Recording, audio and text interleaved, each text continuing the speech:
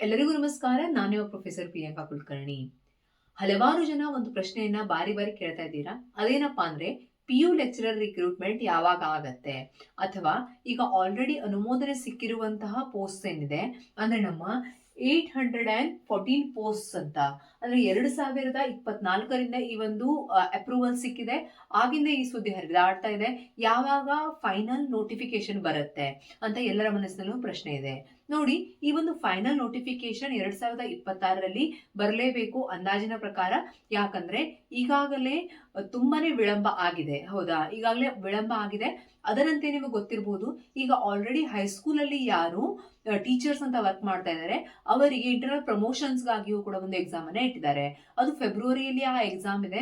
ಆ ಫೆಬ್ರವರಿಯಲ್ಲಿ ಎಕ್ಸಾಮ್ ಇದೆ ಅಂದ್ರೆ ಮುಂದೆ ಒಂದು ಜೂನ್ ವರೆಗಾದ್ರೂ ನಮ್ಮ ಒಂದು ಈ ಒಂದು PU ಲೆಕ್ಚರರ್ ರಿಕ್ರೂಟ್ಮೆಂಟ್ ಆಗ್ಲೇಬೇಕು. ಅಂದ್ರೆ ಈ ಒಂದು PU ಲೆಕ್ಚರರ್ ರಿಕ್ರೂಟ್ಮೆಂಟ್ ಅನ್ನ 2026ರ ಒಂದು ಫಸ್ಟ್ ಹಾಫ್ ಅಲ್ಲಿ ನಾವು ಎಕ್ಸ್ಪೆಕ್ಟ್ ಮಾಡಬಹುದು ಅಂತ ಒಂದು ಅಂದಾಜು. ಓಕೆನಾ?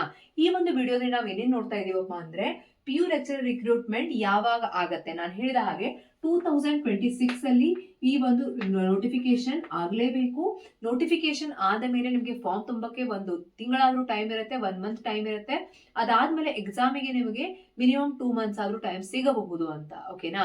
ಸೊ ಒಂದ್ಸಲ ನೋಟಿಫಿಕೇಶನ್ ಸ್ಟಾರ್ಟ್ ಆದ್ಮೇಲೆ, ಫಾರ್ಮ್ ಫಿಲ್ ಮಾಡೋದು ಸ್ಟಾರ್ಟ್ ಆದ್ಮೇಲೆ ನಿಮ್ಗೆ 3 ಮಂತ್ಸ್ ಆದ್ರೂ ಟೈಮ್ ಸಿಗಬಹುದು. ಆದ್ರೆ ಫ್ರಮ್ ದ ಡೇ 1 ಅಂದ್ರೆ ಜನವರಿಯಿಂದಲೇ ನೀವು ಪ್ರಿಪರೇಷನ್ ಅನ್ನ ಸ್ಟಾರ್ಟ್ ಮಾಡೋದು ಒಳ್ಳೆಯದು. ಯಾಕಂದ್ರೆ ತುಂಬಾ ವರ್ಷಗಳಾದ್ಮೇಲೆ ಅಂದ್ರೆ 2018 ನಂತರ 18 ಅಲ್ಲಿ ಲಾಸ್ಟ್ ಏನು ಅಪಾಯಿಂಟ್ಮೆಂಟ್ಸ್ ಆಗಿತ್ತು, ಅದಾದ್ಮೇಲೆ ಈ ಒಂದು 6-7 ಇಯರ್ಸ್ ಅಲ್ಲಿ ರಿಕ್ರೂಟ್ಮೆಂಟ್ ಆಗಿಲ್ಲ.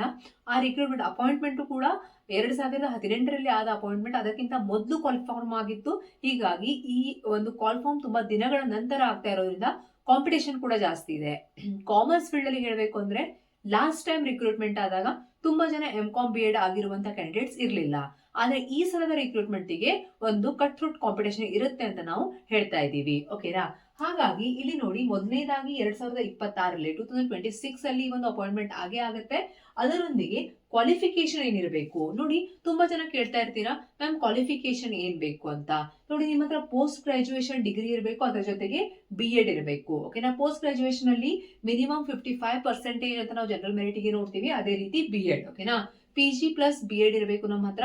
MA MSc MCOM plus BEd. ಓಕೆನಾ? ಈಗ MCOM BEd ಆಗಿರೋರು ಕಾಮರ್ಸ್ ಫೀಲ್ಡ್ ಅಲ್ಲಿ PU ಲೆಕ್ಚರರ್ ಆಗೋದಕ್ಕೆ ಅಪಾಯಿಂಟ್ಮೆಂಟ್ ಗೆ ಅಪ್ಲೈ ಮಾಡಬಹುದು ಅಂತ. ಮ್ಯಾಕ್ಸಿಮಮ್ ಏಜ್ ಲಿಮಿಟ್ 40 ಇಯರ್ಸ್ ವರೆಗೂ ಇರುವವರು ಅಪಾಯಿಂಟ್ಮೆಂಟ್ ಗೆ ಒಂದು ಅಪ್ಲೈ ಮಾಡಬಹುದು. ಏಜ್ ಅನ್ನೋದು ಕಾಸ್ಟ್ ವೈಸ್ ರಿಲ್ಯಾಕ್ಸೇಷನ್ ಕೂಡ ಇರುತ್ತೆ. ಓಕೆನಾ? ಅದಾದ್ಮೇಲೆ ಎಕ್ಸಾಮ್ ಪ್ಯಾಟರ್ನ್ ನೋಡಿ. ಲಾಸ್ಟ್ ಟೈಮ್ ನಾವು ನೋಡಿದ್ವಿ ಏನಿತ್ತು ಅಂದ್ರೆ ಇದೇ ಎಕ್ಸಾಮ್ ಪ್ಯಾಟರ್ನ್ ಈಗ ಕೂಡ ಫಾಲೋ ಆಗುತ್ತೆ ಅಂತ ನಾವು ಒಂದು 80-90% ಇದೇ ಫಾಲೋ ಆಗುತ್ತೆ ಅಂತ ನಾವು ಹೇಳ್ಬಹುದು. ಏನಪ್ಪಾ ಅಂದ್ರೆ ಮೊದಲನೇ ಇದು ಕನ್ನಡ. ಇದು ಕ್ವಾಲಿಫೈಯಿಂಗ್ ಇನ್ ನೇಚರ್. ಅಂದ್ರೆ ಒಂದು ಕನ್ನಡ ಪೇಪರ್ ಇರುತ್ತೆ 100 ಮಾರ್ಕ್ಸ್ ಇಂದು. ಕ್ವಾಲಿಫೈಯಿಂಗ್ ಅಂದ್ರೆ ನಿಮಗೆ ಅಷ್ಟು ಮಿನಿಮಮ್ ಮಾರ್ಕ್ಸ್ ಇದರಲ್ಲಿ ಬರಬೇಕು. ಆದ್ರೆ ಇದನ್ನ ಮೆರಿಟ್ ಅಲ್ಲಿ ಕನ್ಸಿಡರ್ ಮಾಡೋದಿಲ್ಲ. ಮೆರಿಟ್ ಗಾಗಿ ಸಬ್ಜೆಕ್ಟ್ ಸ್ಪೆಸಿಫಿಕ್ ಪೇಪರ್ 1 ಮತ್ತೆ ಸಬ್ಜೆಕ್ಟ್ ಸ್ಪೆಸಿಫಿಕ್ ಪೇಪರ್ 2 ಅನ್ನ ಕನ್ಸಿಡರ್ ಮಾಡ್ತಾರೆ. ಓಕೆನಾ? ಹೀಗಾಗಿ ಕ್ವಾಲಿಫೈಯಿಂಗ್ ಅಂದ್ರೆ ಏನು, ಫಸ್ಟ್ ಕನ್ನಡ ಕ್ವಾಲಿಫೈಯಿಂಗ್ ಪೇಪರ್ ನೀವು ಪಾಸ್ ಆದ್ರೆ ಮಾತ್ರ ಸಬ್ಜೆಕ್ಟ್ ಸ್ಪೆಸಿಫಿಕ್ ನಿಮ್ಮ ಪೇಪರ್ಗಳು ವೆರಿಫೈ ಆಗುತ್ತೆ, ಮತ್ತೆ ಅದು ನಿಮ್ಮ ಮೆರಿಟ್ ಅಲ್ಲಿ ಕನ್ಸಿಡರ್ ಆಗುತ್ತೆ. ಅಂದ್ರೆ ಫಾರ್ ಎಕ್ಸಾಂಪಲ್, ನೀವು ಕರ್ನಾಟಕದಲ್ಲಿ ವರ್ಕ್ ಮಾಡಬೇಕು ಅಂದ್ರೆ ನಿಮಗೆ ಮಿನಿಮಮ್ ಕ್ವಾಲಿಫೈಯಿಂಗ್ ಕನ್ನಡ ಬರಲೇಬೇಕು ಅನ್ನುವಂತ ಉದ್ದೇಶದಿಂದ ಈ ಒಂದು ಪೇಪರ್ ಇರುತ್ತೆ. ಓಕೆನಾ? ಇದು ಒಂದು PU ರಿಕ್ರೂಟ್ಮೆಂಟ್ ಬಗ್ಗೆ ಇರುವಂತಹ ಬೇಸಿಕ್ ಇನ್ಫಾರ್ಮೇಶನ್. ಈಗ ನಿಮ್ಮ ಮನಸ್ಸಿನಲ್ಲಿ ಹಲವಾರು ಡೌಟ್ಸ್ ಇರಬಹುದು. ಅಂದ್ರೆ ಮ್ಯಾಮ್ ಇದು ಯಾವಾಗ ಸ್ಟಾರ್ಟ್ ಆಗತ್ತೆ, ನೋಟಿಫಿಕೇಶನ್ ಯಾವಾಗ ಬರುತ್ತೆ, ಅಥವಾ ಮ್ಯಾಮ್ ನೆಟ್ ಸೆಟ್ ಸಿಲೆಬಸ್ಸಿಗೂ ಮತ್ತೆ ಈ ಒಂದು PU ರಿಕ್ರೂಟ್ಮೆಂಟ್ ಸಿಲೆಬಸ್ಸಿಗೂ ಏನು ಕಂಪ್ಯಾರಿಸನ್ ಅಥವಾ ಎಷ್ಟು ಲೆವೆಲ್ ಚೇಂಜಸ್ ಇರುತ್ತೆ ಅಂತ. ಓಕೆನಾ? ಆ ಎಲ್ಲ ನಿಮ್ಮ ಡೌಟ್ ಗಳೇನಿದೆ ಅದರ ಬಗ್ಗೆ ಕಮೆಂಟ್ ಬಾಕ್ಸ್ ಅಲ್ಲಿ ತಿಳಿಸೋದಕ್ಕೆ ಮರಿಬೇಡಿ. ಅದರೊಂದಿಗೆ ನಿಮಗೆ ಗೊತ್ತಿರೋ ಹಾಗೆ ಕುಲಕರ್ಣಿ ಕಾಮರ್ಸ್ ಕ್ಲಾಸಸ್ಸಿನ ಪೇಡ್ ಕ್ಲಾಸ್ ನ KSET ಬ್ಯಾಚ್ 1ನೇ ಜನವರಿಯಿಂದ ಸ್ಟಾರ್ಟ್ ಆಗ್ತಾ ಇದೆ. ಅದರ ಅಡ್ಮಿಷನ್ಸ್ ಆಲ್ರೆಡಿ ಸ್ಟಾರ್ಟ್ ಆಗಿದೆ. ಸೊ ನೀವು ಸ್ಕ್ರೀನ್ ಮೇಲೆ ಬರ್ತಾ ಇರುವಂತಹ ನಂಬರ್ಗೆ ಕಾಂಟ್ಯಾಕ್ಟ್ ಮಾಡಿ ಇನ್ಫಾರ್ಮೇಶನ್ ತೆಗೆದುಕೊಳ್ಬಹುದು. ಅದೇ ರೀತಿ ನಾವು ಮುಂದಿನ ವಿಡಿಯೋದಲ್ಲಿ KSET ಮತ್ತೆ PU ರಿಕ್ರೂಟ್ಮೆಂಟಿನ ಓಲ್ಡ್ ಸಿಲೆಬಸ್ ಏನ್ ಕೊಟ್ಟಿದ್ದಾರೆ ಕಾಮರ್ಸ್, ಅದರ ಕಂಪ್ಯಾರಿಸನ್ ನೋಡ್ಲಿದ್ದೇವೆ. ಅಂದ್ರೆ ನೀವು ಒಬ್ಬ MCOM BEd ಆಗಿರುವ ವಿದ್ಯಾರ್ಥಿ ಆಗಿದ್ರೆ ಅಟ್ ಅ ಟೈಮ್ ಅಂದ್ರೆ at the same time you can prepare for both. ಓಕೆನಾ, ಸೆಟ್ಟಿಗೂ ಪ್ರಿಪೇರ್ ಮಾಡಬಹುದು, ಅದರೊಂದಿಗೆ PU ರಿಕ್ರೂಟ್ಮೆಂಟ್ಗೂ ಪ್ರಿಪೇರ್ ಮಾಡಬಹುದು.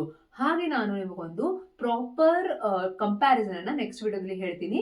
ಹೀಗಾಗಿ ಈ ಒಂದು ಚಾನೆಲ್ನ ಸಬ್ಸ್ಕ್ರೈಬ್ ಮಾಡಿ, ಬೆಲ್ ಐಕನ್ ಅನ್ನ ಪ್ರೆಸ್ ಮಾಡಿ, ಈ ವಿಡಿಯೋನ ನಿಮ್ಮ ಎಲ್ಲ ಫ್ರೆಂಡ್ಸ್ ಜೊತೆಗೆ ಶೇರ್ ಮಾಡಿ. ಧನ್ಯವಾದಗಳು.